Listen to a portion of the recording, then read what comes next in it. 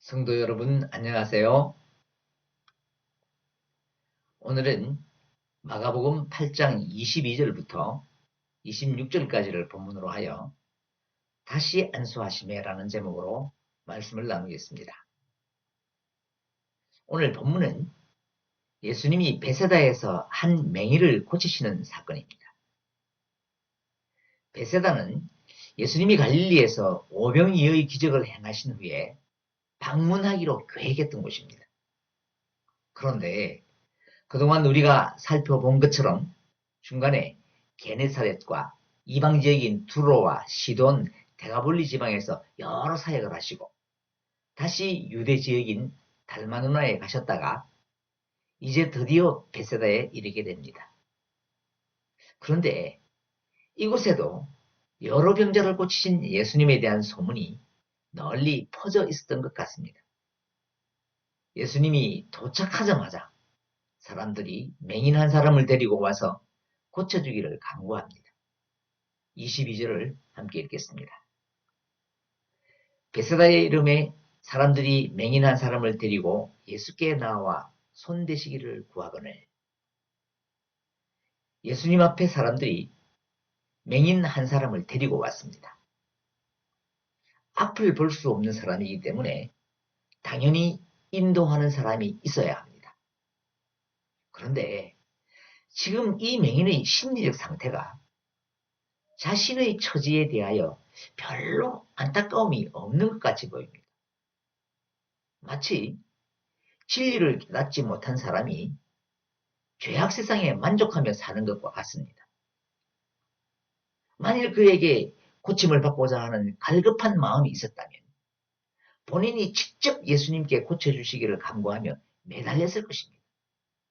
그런데 본인은 가만히 있고 오히려 그를 데리고 나온 사람들이 안타까워서 예수님께 간구했습니다.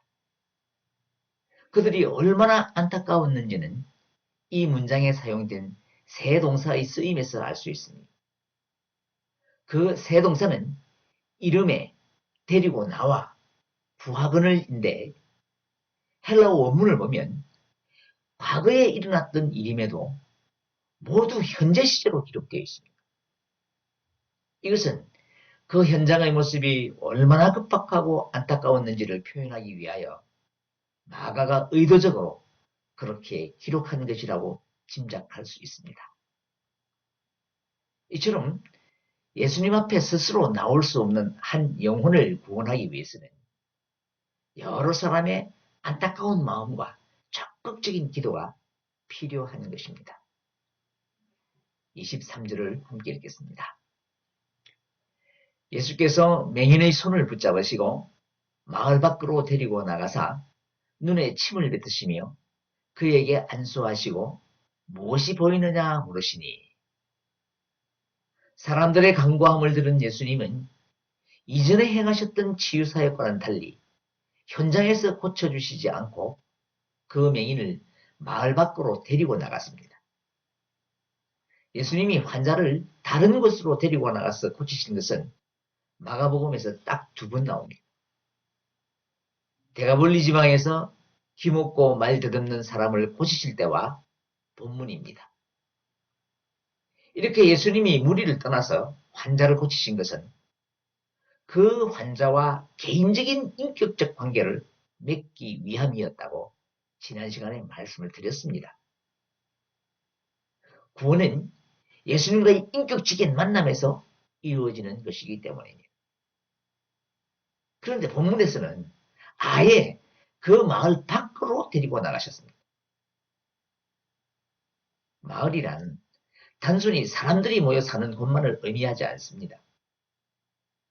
마을은 그곳에 사는 사람들의 모든 가치관과 그들의 삶이 녹아있는 곳입니다. 그러므로 예수님이 그 맹인을 마을 밖으로 데리고 나갔다는 것은 고침을 받기 위해서는 과거의 삶에서 벗어나야 한다는 것을 상징적으로 보여주는 것입니다. 다시 말하면 지난날을 보지 못하고 어둠의 세계에 살면서도 안타까움도 없이 살았던 그 삶에서 떠나야 한다는 것입니다. 예수님은 그 맹인을 마을 밖으로 데리고 나간 후에 맹인의 눈에 침을 뱉고 안수하셨습니다. 환자의 침을 뱉는 행위는 하나님의 창조의 능력을 흘러보내는 치유를 위한 의식으로 그 당시에 일반적으로 행해졌던 치료 행위의 한 방법이었습니다. 예수님은 그 보편적인 치료 행위를 함으로써 어둠의 세력에 억눌려 죄악에 빠져있는 세상을 꾸짖은 것입니다. 그리고 이 침 뱉는 행위는 다른 한편으로는 죄로 인해 죽을 수밖에 없는 인간을 구원하기 위해서는 죄 없으신 예수님이 그들이 받아야 할 수치와 모욕을 대신 받고 죽어야 한다는 것을 보여주신 것입니다. 이것에 관한 것은 7장에서 이미 말씀을 드렸기 때문에 더 이상 말씀드리지 않겠습니다. 그런데 본문에 사용된 눈이라는 단어가 좀 독특합니다. 눈을 가리키는 일반적인 헬라어는 옵달모스인데 여기서는 엄마타라는 단어를 사용했습니다.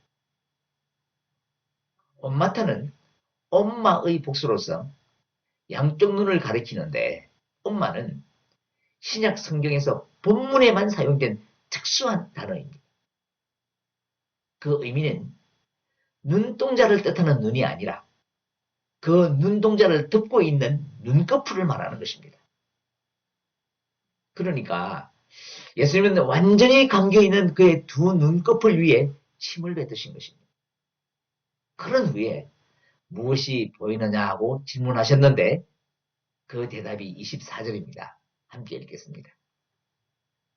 쳐다보며 이르되 사람들이 보이나이다. 나무 같은 것들이 걸어가는 것을 보나이다 하거늘. 여기서도 단어의 의미가 매우 중요합니다.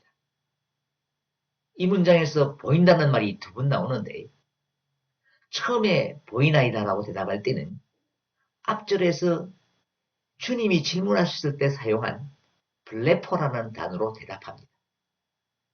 그런데 두 번째 나무 같은 것들이 걸어가는 것을 보나이다라고 구체적으로 대답할 때는 블레포가 아니라 호로라고 대답합니다. 우리말로는 다 같이 보인다는 뜻으로 번역을 했지만 블레포는 말 그대로 눈으로 보는 것을 뜻하지만 호로는 단순히 눈으로 보는 것뿐만 아니라 경험한다, 깨닫는다, 의식한다는 의미가 있습니다. 그러므로 이 맹인이 두 번째 보나이다라고 한 것은 단순히 육체적인 눈에 의해 감각적으로 본다는 차원을 넘어서 내가 경험하고 깨달았다는 뜻이 담겨 있는 것입니다. 그렇지만 아직은 명확하게 사물을 인식한 것은 아닙니다. 조금씩 조금씩 사물에 대한 깨달음을 얻어가고 있는 것입니다. 바로 이것이 신앙이 성숙해가는 과정입니다. 한번 눈으로 보는 것 같은 느낌으로 은혜를 받았다고 요란하다가 금방 식어버리는 신앙이 아니라 진정으로 하나님의 은혜를 깨달아가는 과정을 통해 깊어지는 것이 성숙한 신앙입니다. 주님은 이렇게 사모하는 마음으로 진리를 알아갈 때 다시 우리를 만져주시며 더 큰 은혜로 이끌어 주시는 것입니다. 25절을 보세요. 이에 그 눈에 다시 안수하시매 그가 주목하여 보더니 나와서 모든 것을 밝히 보는지라. 완전하지는 않았지만 맹인이 사물에 대한 깨달음을 얻었다고 대답하자 주님이 다시 안수해 주셨습니다. 그랬더니 그가 주목하여 보게 되었습니다. 주목하여 보더니라는 말은 꿰뚫어보다 혹은 간파하다는 뜻으로 이 맹인이 모든 사물의 실체를 분명히 볼 수 있기까지 완전히 회복되었다는 것을 의미합니다. 다시 말하면 깨달음의 고백이 있는 자에게 주님이 다시 안수해 주셨더니 사물을 꿰뚫어 보는 안목, 즉 진리를 깨닫는 지혜가 생겼다는 것입니다. 사랑하는 여러분, 저와 여러분에게도 주님의 다시 안수하시는 은혜가 임하기를 원합니다. 그래야 온전히 깨달은 그 진리 안에서 즐거워하며 다시 오실 주님을 사모하는 복된 믿음의 사람들이 되기를 바랍니다. 그런데 오늘 본문은 내용면에서도 매우 독특합니다. 주님이 환자를 치료하시는데 이렇게 점진적으로 치료하신 기사는 사복음서에서 본문이 유일합니다. 지금까지의 치유 사역을 보면 어떤 사람에게는 말씀으로 명령하시고 어떤 사람에게는 죄사함의 선포를 통해서 또 어떤 사람에게는 손으로 만져주시며 그 사람이 살았던 삶의 배경과 질병의 상태나 종류에 따라 다 다르게 치료하셨습니다. 이처럼 주님은 환자를 치료하실 때에 모든 사람에게 같은 방법으로 하시는 것이 아니라 사람에 따라 방법을 달리 하셨습니다. 특별히 오늘 본문은 맹인이 단번에 눈을 뜬 것이 아니라 예수님이 두 차례 안수하신 후에야 완전히 시력을 회복했습니다. 첫 번째 안수하실 때에는 앞서 말씀드린 것처럼 눈꺼풀에 안수하여 서서히 눈을 뜨게 하셨고 두 번째 안수하실 때 사용된 본절의 눈은 옵달모스라는 단어를 사용했는데 이것은 1차 치료를 통해 반쪽 열린 그 맹인의 눈 전부를 안수하셨다는 것입니다. 이렇게 점진적으로 치료한 이유는 예수님이 이 맹인을 치료하시기 전에 마을 밖으로 데리고 나갈 만큼 그 사람의 삶이 어둠의 세력에 심하게 억눌려 있었기 때문에 그러한 점진적 과정이 필요했던 것입니다. 울창한 숲을 바라보면 그 속에 있는 나무들이 서로 어우러져서 한 폭의 그림처럼 보입니다. 그런데 그 나무를 하나씩 살펴보면 모양이 다 다릅니다. 가지가 곧은 것도 있고 뒤틀려 굽은 것도 있고 또 어떤 나무는 번개에 의해 둥치가 잘려나간 것도 있습니다. 숲을 겉으로 보면 다 같은 나무들이 있는 것 같지만 성장 과정이나 환경에 따라 그 모양이 다 다릅니다. 사람도 마찬가지입니다. 다 똑같은 사람인 것처럼 보이지만 그 내면의 세계는 한 사람도 같은 사람이 없습니다. 그래서 예수님이 그 사람의 형편에 따라 치료 방법을 달리 하신 것입니다. 우리의 구원의 과정도 그러합니다. 은혜를 베푸신 분은 예수님 한 분이시지만 사람에 따라 그 과정이 다르게 나타날 수 있는 것입니다. 단번에 구원의 체험을 하는 사람이 있는가 하면 어떤 사람은 서서히 자신의 구원을 깨달아가는 사람도 있습니다. 이렇게 거듭남의 은혜는 성령의 신비한 사역으로서 사람에 따라 그 체험이 다 다르게 나타나며 은사도 다양한 모습으로 나타나는 것입니다.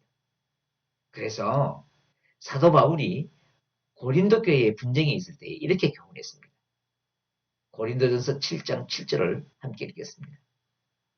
나는 모든 사람이 나와 같기를 원하노라. 그러나 각자 하나님께 받은 자기의 은사가 있으니 이 사람은 이러하고 저 사람은 저러하니라. 그런데 가끔 영적으로 교만한 사람들이 자신이 체험한 은혜만이 옳다고 생각하여 그렇지 못한 사람을 함부로 정죄합니다. 그러면 안 됩니다. 자신의 신앙적 체험과 생각만이 옳다는 영적인 교만과 독선에서 빨리 벗어나야 합니다. 그리고 부단히 낮아져서 오늘 이 맹인이 눈을 뜬 것처럼 신앙의 점진적인 발전을 이루어 가야 하는 것입니다. 그리고 예수님이 이 맹인을 점진적으로 치료한 또 다른 이유는 제자들에게 경각심을 일깨우기 위한 것입니다. 지난 시간들의 내용을 기억해보면 제자들은 예수님이 베푸신 오병이어와 칠병이어라는 두 번의 기적을 체험하고도 예수님을 온전히 바로 알지 못했습니다. 그래서 8장 18절을 보면 예수님이 제자들을 향하여 너희가 눈이 있어도 보지 못하며 귀가 있어도 듣지 못하느냐? 또 기억하지 못하느냐라고 하셨는데 이것은 두 번에 걸친 놀라운 기적을 체험하고도 예수님이 누구신지 밝히 보지 못하는 눈뜬 소경 같은 제자들에 대한 책망입니다. 그리고 바로 이어서 오늘 본문인 맹인을 고치시는 장면이 등장합니다. 이것은 대가볼리에서 이미 귀먹고 말 듣는 자를 고치신 다음에 두 번째 맹인을 치유하시는 것입니다. 그래서 예수님은 이 사건을 통해서 제자들에게 무언의 책망을 하신 것입니다. 이 맹인을 봐라. 첫 번째의 치유로는 사물을 흐릿하게 분별했지만 두 번째의 치유를 통해서 완벽하게 분별하지 않았느냐. 그런데 너희들은 두 번의 기적을 눈으로 보고도 왜 깨닫지 못하느냐라고 책망하신 것입니다. 사랑하는 여러분, 이 무언의 책망이 오늘 우리를 향한 것은 아닌지 돌아보아야 합니다. 우리는 두 번이 아니라 수없이 많은 하나님의 은혜를 받은 사람들입니다.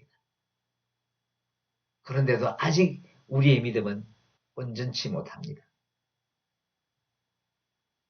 오늘 이 말씀을 저와 여러분을 향한 주님의 책망으로 받으시고 믿음의 정진을 위한 계기로 삼으시기를 간절한 마음으로 바랍니다. 26절입니다. 함께 읽겠습니다. 예수께서 그 사람을 집으로 보내시며 이르시되 마을에는 들어가지 말라 하시니라. 마을 밖에서 맹인을 치료하신 예수님이 그에게 마을에 들어가지 말라고 하십니다. 그런데 조금 이해하기 어려운 부분이 있습니다. 그것은 예수님이 그 사람을 집으로 보내시며 마을로 들어가지 말라고 하신 것입니다. 여기서 우리가 짐작할 수 있는 것은 그 맹인의 집은 원래 베세다가 아니었는데 그럼에도 사악한 그곳이 그의 삶의 터전이었다는 것입니다. 베세다가 얼마나 사악한 곳인지는 마태복음 11장 20절, 22절을 보면 잘 알 수 있습니다. 함께 읽겠습니다. 예수께서 권능을 가장 많이 행하신 고을들이 회개하지 아니하므로 그때에 책망하시더니 화 있을진저 고라시나 화 있을진저 벳세다야 너에게 행한 모든 권능을 두로와 시돈에서 행하였더라면 그들이 벌써 베옷을 입고 제에 앉아 회개하였으리라. 벳세다는 주님이 권능을 가장 많이 베푸신 곳임에도 회개하지 않아 죄악이 범람하는 곳이었습니다. 그래서 예수님이 그 마을을 심하게 책망하신 것입니다. 그러므로 그 마을은 맹인이 앞을 보지 못하며 살았던 그동안의 사회, 즉 그동안의 그 사람의 삶의 세계를 의미합니다. 그래서 마을로 들어가지 말라고 하신 그 말씀은 그 어둠의 세계로부터 벗어나서 철저하게 구별된 삶을 살라는 것입니다. 두 번 다시 옛날 삶의 자리로 돌아가서는 안 된다는 강력한 경고인 것입니다. 이처럼 회개하여 고침을 받은 성도는 철저하게 구별된 삶을 살아야 합니다. 이제 말씀을 맺겠습니다. 오늘 말씀의 제목을 다시 안수하심에라고 했는데 이 제목 안에 복음의 중요한 한 가지 특징이 나타나 있습니다. 바로 주님의 포기하지 않으시는 뜨거운 사랑입니다. 그 사랑을 사도 요한은 이렇게 표현했습니다. 요한복음 13장 1절입니다. 6월절에 예수께서 자기가 세상을 떠나 아버지께로 돌아가실 때가 이른 줄 아시고 세상에 있는 자기 사람을 사랑하시되 끝까지 사랑하시니라. 이 사랑으로 주님은 희미하게 보는 단계에 머물러 있는 맹인을 포기하지 않으시고 다시 안수하신 것입니다. 사랑하는 여러분, 우리는 연약함 때문에 실수할 때도 있고 때로는 포기하고 싶을 때도 있습니다. 그때 이 말씀을 붙드시기 바랍니다. 그리하여 다시 안수해 주시는 주님을 의지하며 복된 삶을 열어가는 저와 여러분이 되기를 축복합니다.